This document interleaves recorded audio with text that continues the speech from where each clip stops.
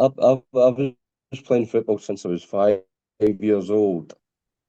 I became a professional football player when I was 17. I started coaching when I was in my 30s and became a manager when I was 34.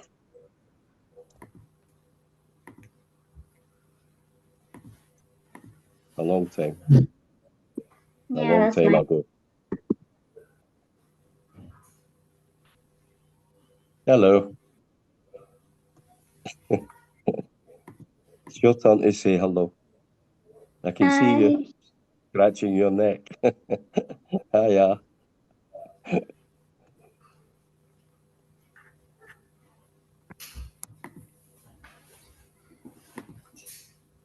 Do you have a question?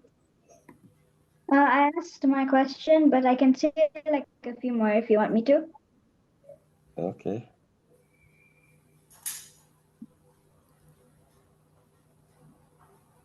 In what ways do you build self-belief in your players?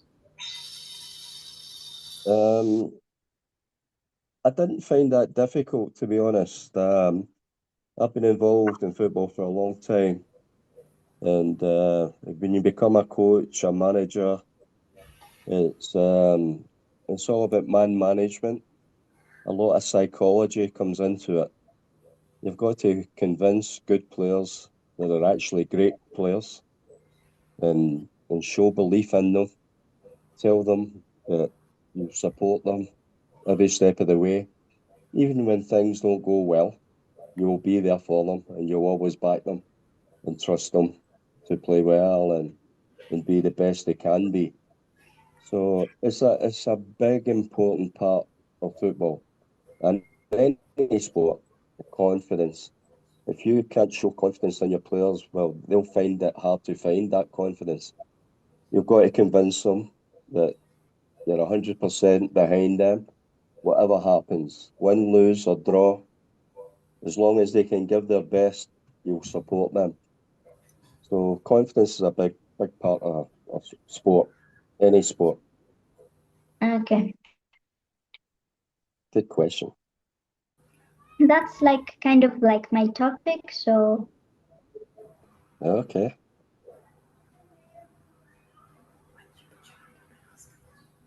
Was that a question? no, no, like my topic is like connected to that, so Oh, yeah. As I said, that is the most important part of football or any sport is confidence. The confidence is not there. It looks as if players are not trying. They are trying, but they're just scared to try things that normally they would do in case supporters have a go at them. Hello. It's a lovely bridge behind you. Could you give us a bit of thank you. background about what you're doing with African football? The problem with African football is administration mostly and finance. A lot of countries in Central East Africa are not very cash rich. They don't have a lot of money to invest in football, unfortunately, or any sport for that matter. And unfortunately, money doesn't really get to where it's supposed to go to in football in Kenya and Uganda, I may add. I've worked in both countries, and that holds the country back. It demoralises the players as well when they're not getting paid, they're not getting allowances or travel money, and sometimes they don't want to come to training. Sometimes they don't come to training. So it's very difficult for a coach and a manager to organise training sessions when you don't really know how many players are going to turn up on that morning. But I'm hoping, especially in Kenya, we've got a new regime that they invest money in the grassroots, young players like yourself, and educate and coach out to become better football players. But I've said this in Scotland, I've said it in England. At your age, concentrate on schoolwork, play football, enjoy it, and just take it as a game. And if you become really good at it, then become more serious. But your education is far more important. Far more important. You may get a bad injury and you can't play anymore. And if you don't have an education behind you, you won't have any job. You won't have a career. So that's what I would say to you and all young people out there. Get educated, work hard at school, and if you become a super football player, that's a great bonus. Have you ever seen or faced discrimination in football? Have I ever what in football? Seen or faced discrimination? Discrimination? No, not really. When I grew up, there wasn't many coloured players playing football at the time, but there was a lot of abuse directed towards them, which is obviously not right, and people were very ignorant when I was playing football back then. It's getting, well, I would like to think it's getting better. A lot of ignorant people are being educated, and as I said, I never experienced much. Sure, when I played in England, being Scottish, I got abused for being Scottish, which is a type of racism, but it was nothing. I could handle it. I could handle that. I knew if people were insulting me, I must be doing well, and that gave me more incentive to keep doing well. So I never really experienced it as much as a lot of coloured players do, the black players do, and I'm hoping that given time, I hope it happens immediately, but I can't see it. That these ignorant people will get educated and stop abusing people for their colour or their nationality. Hello? Are you? Hello. Was there any instances where you had to make difficult decisions to maintain fairness, even if it upsets some of your players? Uh, it's very difficult not to upset players as a coach. It's a very good question, and I'll try and answer it as best I can. You can only play 11 players, and in my experience, I had squads of 30, 40 players. So 11 players are happy because they've been selected. So nowadays there's 7 on the bench who are disappointed because they think they should have been playing. And then there's another 20 players not in the squad at all who believe they should be in the squad. So it's how you treat people. You've got to treat them all with respect and do make your decisions in an honest fashion. Be honest with players, be honest with people. Tell them why they're not being selected.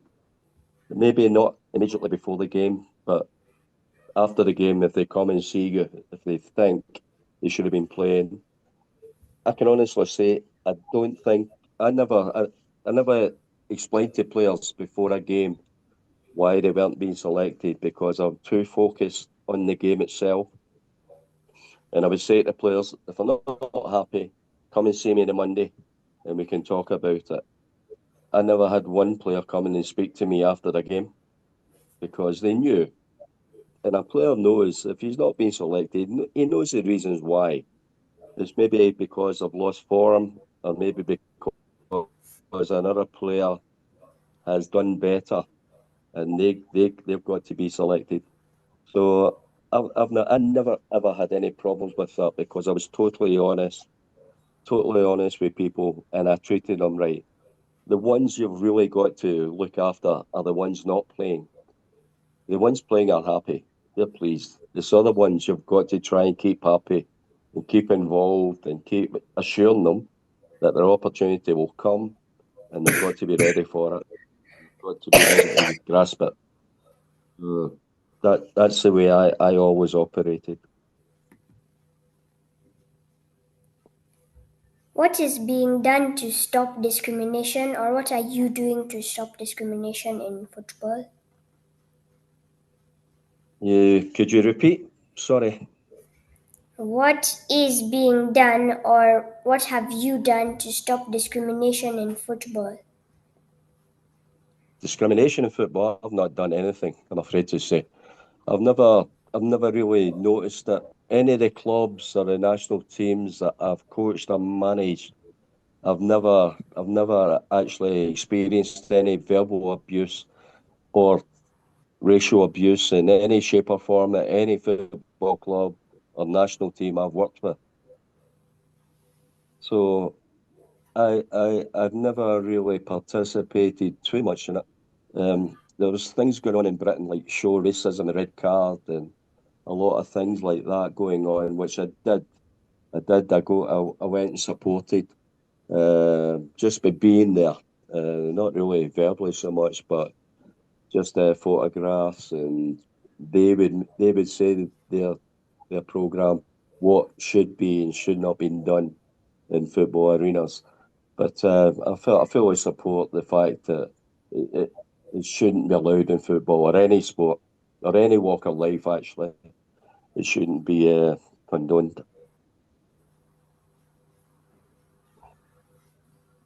Can I ask a What question? is, you Yeah. can say.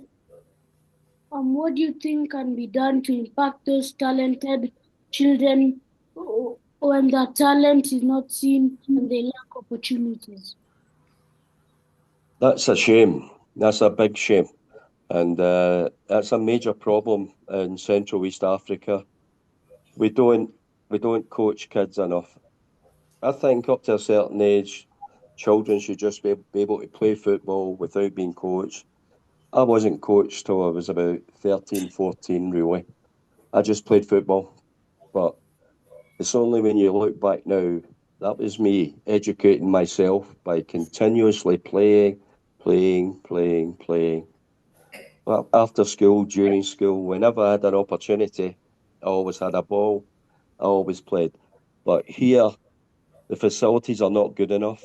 There's not enough coaches, and there's not enough money being invested in the grassroots level, and that's a shame because in Kenya we've certainly got talented kids, talented individuals, and there's a lot of stuff that just can't be brought to fruition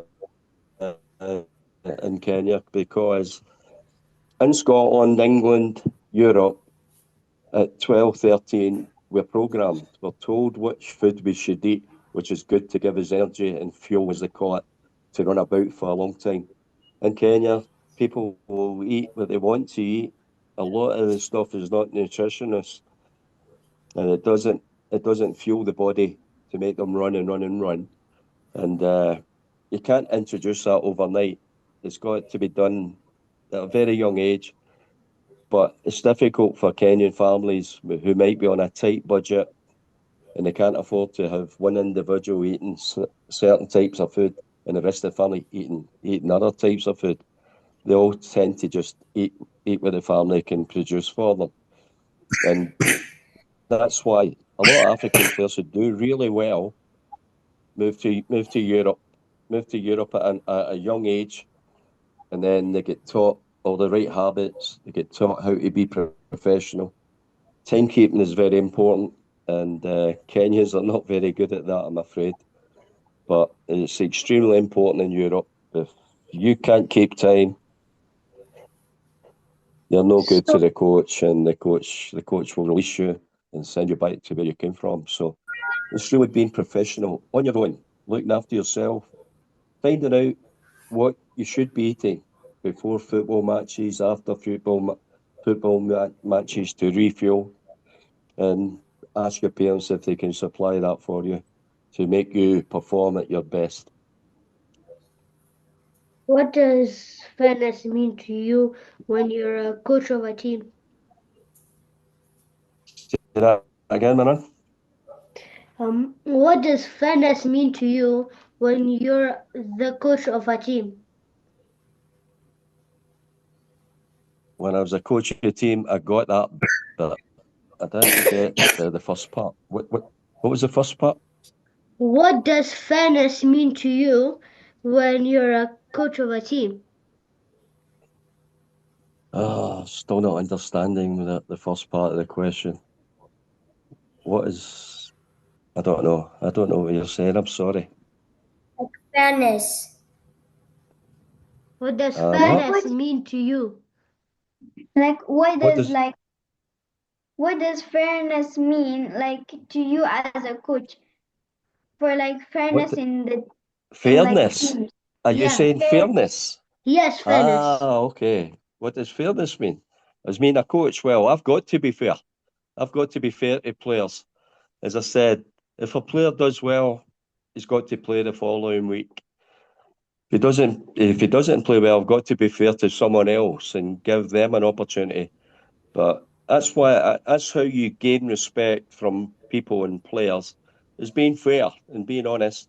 So fairness is up there. It's got to be there, because you can't be unfair to players, because players will get disinterested and then they'll just put the tools away, don't want to perform, get disgruntled. So you've got to be fair to everybody. As I said, it's very difficult to be a coach when you've got 40, maybe 50 players. I'm talking from youth all the way up to senior players. You could have 50 players and you can only pick 11. So you've got to be fair to the whole squad and justify the 11 players that you select. The 11 players you select, I've got to justify why they've been selected also. What is the importance of So ethics in sports, in football? What? Say again? What is the importance of ethics in football? I'm getting every word apart from one word. What is the importance of what in football? Ethics. Ethics. Yeah. That's just down to one's own professionalism. That you have your own ethics. You can't. I don't think you can impose ethics on people. They've got to have that in their being, what they believe in, and how they uh, portray themselves, how they perform, how they deal with other people. So it's very important, but I think it's an individual thing. I don't think it can be a team thing, because everybody's different in a football team. Could have their different religions, different nationalities, blah blah blah, and it's all different. They've all got their own ethics, and you just try to portray yours, and if somebody else enjoys your ethics, they can maybe take it on board. what are some of what are some of the challenges you have like seen players face that like affects their confidence? Confidence is paramount in football, absolutely paramount. Football players have got to be supremely confident before they go on that pitch, and then they've got to express their confidence. But if they're not confident, that's where a coach is very important. If a coach sees that the confidence has dwindled, that the player is lacking in confidence, a coach has got to take that player out of the situation, because if he keeps playing and he's not playing with confidence, it's only going to get worse. The player's confidence will be even lower. So that's a coach's job, to protect the player from himself, really, and from the fans, because the fans, um, what's the word?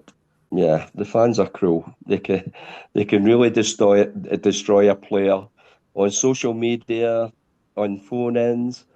They can destroy a player saying he's terrible, he's not very good, blah blah blah, and words worse than that. So a player has got to have confidence before he can go on that football park. You can't gain it. You can gain it actually as you're playing. The more you're playing, and if you're scoring goals or you're defending well, you're making good goalkeeping saves, then your confidence gets higher. And just one mistake, it's the hardest thing to find is confidence, but it's the most easiest thing to lose. So it's instrumental in how a player can perform. What are some of the ways, what are some of the ways in which you have helped the players feel us, like they feel Sorry? like they feel like a sense of um believing in themselves? Yeah, well, there's some players who are overconfident, and and sometimes you've got to control that also. You've got to bring them back down to earth and say, look, don't get too cocky.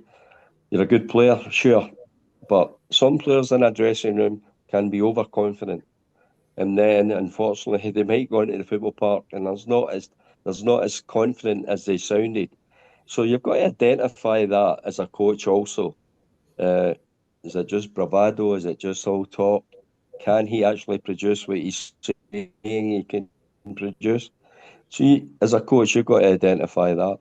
And if you think a player is getting too high in confidence, you've got to try and bring it down a bit. And if you find a player is too low, you've certainly got to raise that up. And the only way you can raise his confidence up is believing in him and telling him he's a good player. What Okay, are so you what so are you doing to ensure that both women, men, girls, and boys have equal chances in football? Equal chances. I believe girls and boys can play together to a certain age. And then I do believe girls should be playing with girls and boys should be playing with boys. I don't think we're hearing things now about men who want to become women and playing women's sports. But it's proven that men are physically stronger than women. And if men are playing against women in a competitive, well, a contact sport, there's a good chance that women is going to get hurt more than the men will get hurt.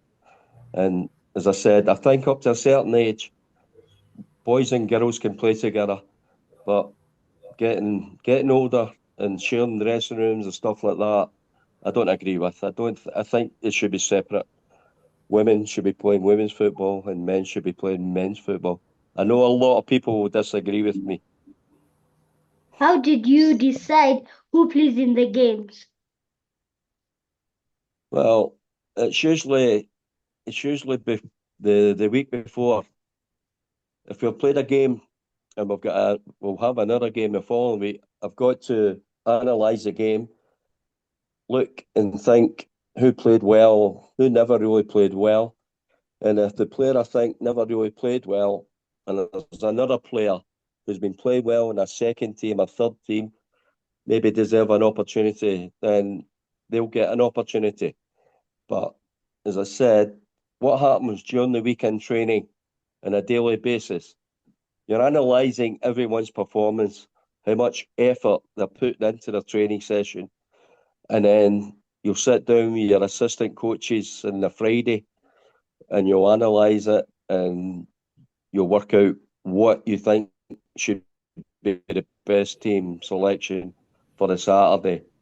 Obviously, you'll take you'll take the information from your assistants, but the final decision comes down to the coach, the manager, and it's his head that's on the block.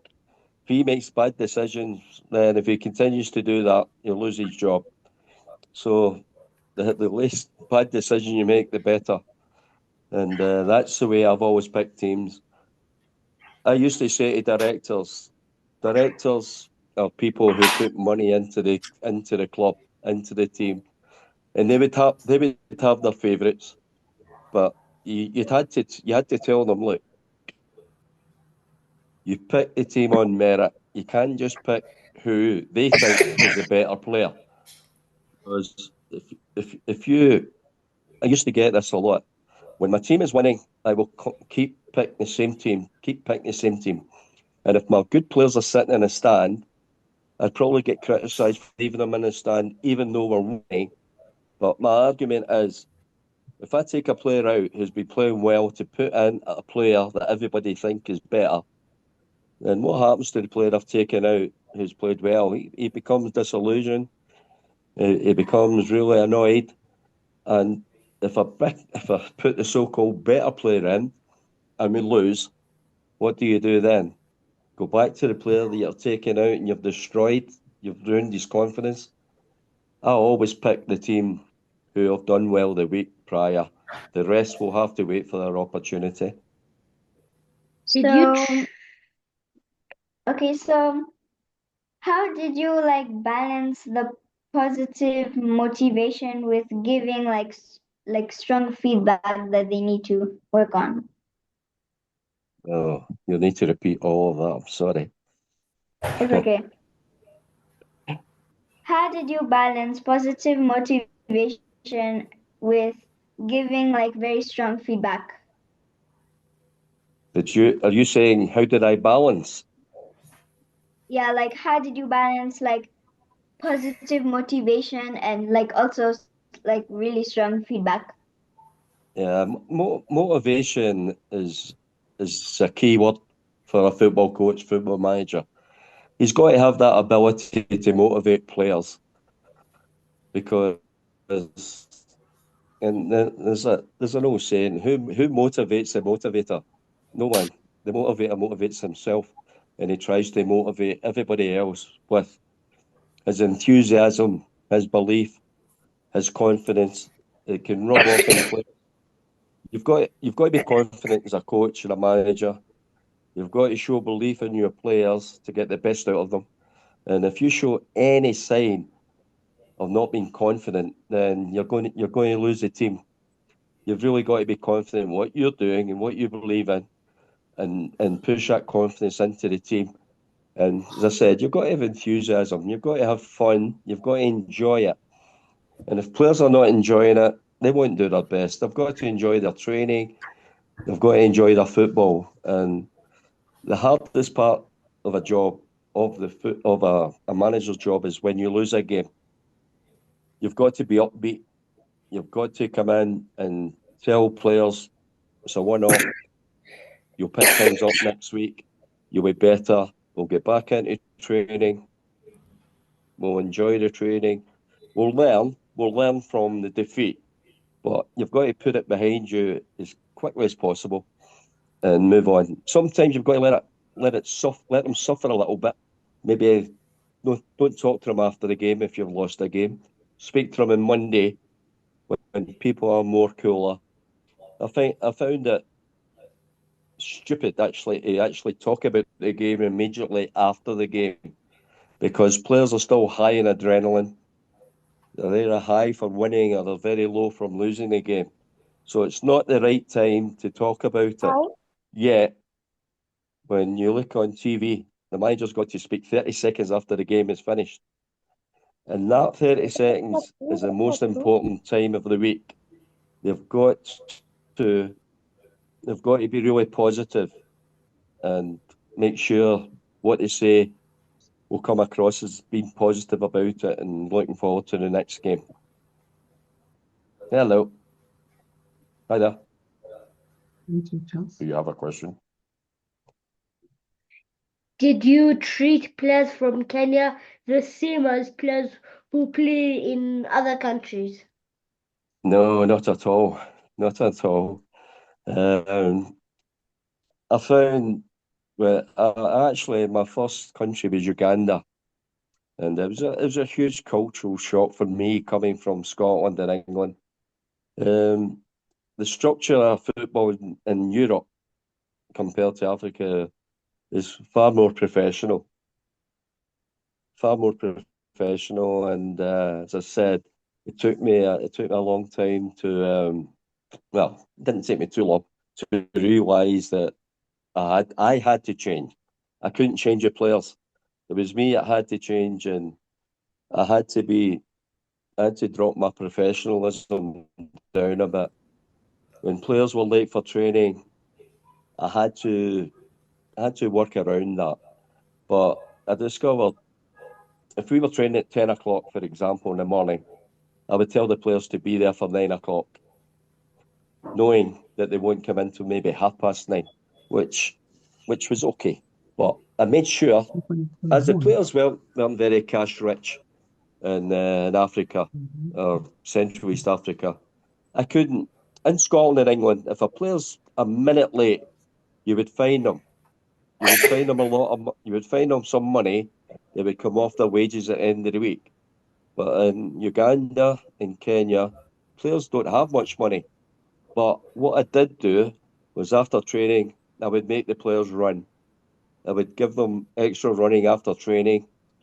I would make sure the rest of the players watched them running and seeing how tired they were after they had done the running so that they wouldn't be late the following day. And not many players, after they seen people running and working hard, they didn't want to be late the next day. Plus, I would say to players, you've got alarm clocks on your phone. Every one of you have got mobile. Set your alarm clock an hour earlier than what you need and make sure you get to training on time. I'm always on time. I'm never late. But I discovered in Africa, well, Kenya, Uganda, there's a cultural thing. People say they'd be there at 9, they turn up at 10, blah, blah, blah. I never liked my time being wasted, but I got used to it and I had to drop my professionalism a bit. But I used to say to players, if they want to be professionals, they want to go to Europe, your timekeeping is paramount. If you're late for training in Europe, you get sent home, you'll get fined a week's wages, 2 weeks' wages. You may even get sent back. Your contract might be withdrawn because that is part of being professional. Timekeeping is very, very important.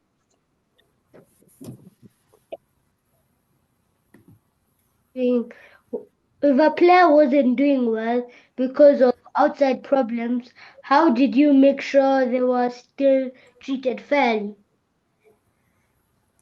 Well, it's difficult. It's getting more difficult by the year in football. Teams, if they suffer a couple of defeats, they've got the press on their back, there's social media, their fans are not happy. And when all that pressure mounts up, that's when the coach is very important. He's got to relieve that pressure from the players. What I did say to players and what I did myself was I never done social media. I never read newspapers. I never listened to radio football. I never watched football on TV because I know they're going to be critical. And that's that's how I dealt with the pressure. I just turned away from it. I ignored it. And I tried to tell my players not to do that. But players, when they're doing well, they want to hear everybody say, oh, you were brilliant, you did very well, blah, blah, blah. What they don't want to hear is when they're bad and they've played badly and they're getting criticised and they can't handle it.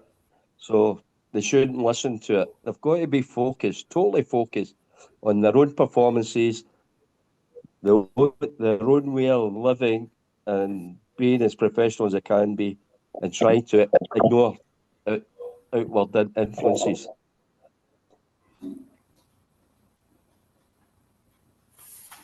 How does football bring people from different backgrounds together?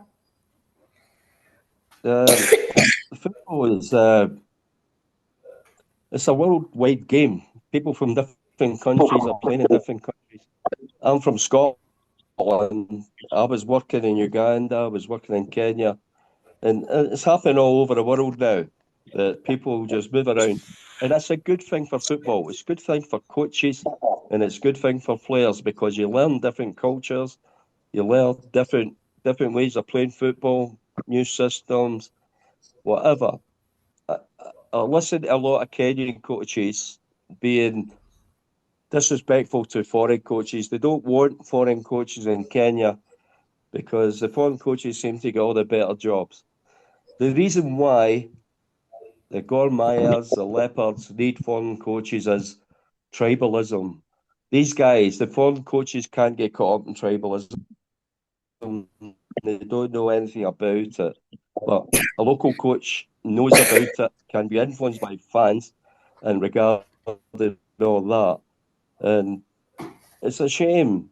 It's a shame that local coaches can't manage at the highest level. But how are they going to learn if they just work with Kenyan coaches? In Scotland, we've only got 2 Scottish coaches in the top league. In England, out of 22, there's only two English coaches in England. But in Kenya, it seems to be a big thing. But everywhere else, it's not a problem. People deal with it. I lost you guys.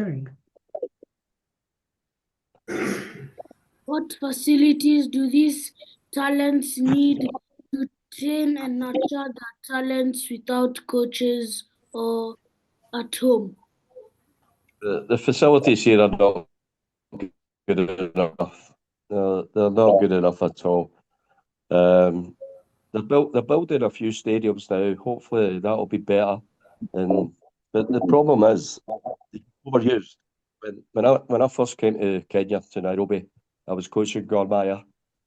We had to start coaching at 7:30 in the morning. We could only train for an hour and a half, so we'd be finished for 9 o'clock. What the players did the rest of the day, I do not know. I know what I did. I used to go to the gym and blah blah blah. I don't know what the players had to do. I couldn't coach the children or the youth players in the afternoon because we had no facility. We only had an hour and a half every day, 7:30 in the morning. That's not good enough for a professional club. A professional club, you've got your facility all day. You bring your first team in the morning, maybe reserves in the afternoon, maybe youth players in the afternoon, and you're working constantly with players. You're working on their ability, their game awareness, and you're educating about them being professional. You would even give them lunch at lunchtime, breakfast in the morning at professional clubs. Here in Kenya, the players turn up, they train, they go home. We don't know how they're living, what they're eating. Maybe they're out drinking. I don't know. You just don't know. And that's a big problem. Facilities are a major problem in Central East Africa. If you've got your own facility, as I said, you can coach the young players in the afternoon. But they don't have that facility and they don't have the time to do it. It's a shame because the ability, the talent is most definitely there. Can you tell How me? does Baba? how does racism affect other players? How does what affect other players? How does racism affect other players? Racism. Yes. You know, that's really down to the individual, how he accepts it or doesn't accept it. As I said, when I played in England, I was called all sorts of Scottish names, but I never let it affect me. I was more mentally strong. I do believe racism is difficult for a lot of players, and I can understand why. Nobody wants to be abused verbally like that. It's terrible. It's really not good, and it will affect a lot of players. I believe some mentally strong players will maybe put it behind them and just be focused on the game, and that's the only advice you can give someone to to avoid being affected by racism is just focus on the football, play the game, deal with racism later if you've got to go through media routes to highlight it and try and get a stop put to it. It's quite bad in some European countries where clubs have been fined a lot of money because their fans have been abusive and racist towards players. But I don't know how much the clubs can do unless they just ban the fans, close the doors, and let football play that way. Maybe watching TV, but I don't think that's the way ahead. So the racism, it's been happening forever. I hope it doesn't happen for much longer. I wish it could be stamped out, but I just don't know how to solve that problem. and more intelligent people than I don't know how to do it either. But everybody seems to be trying to put a stop to it. And it's a shame that some players will be affected by it more than other players, but it's just not right. It's just not right.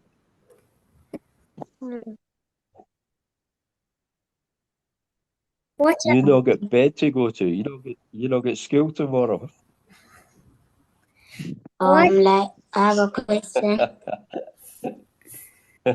Okay, what's your question? Hello.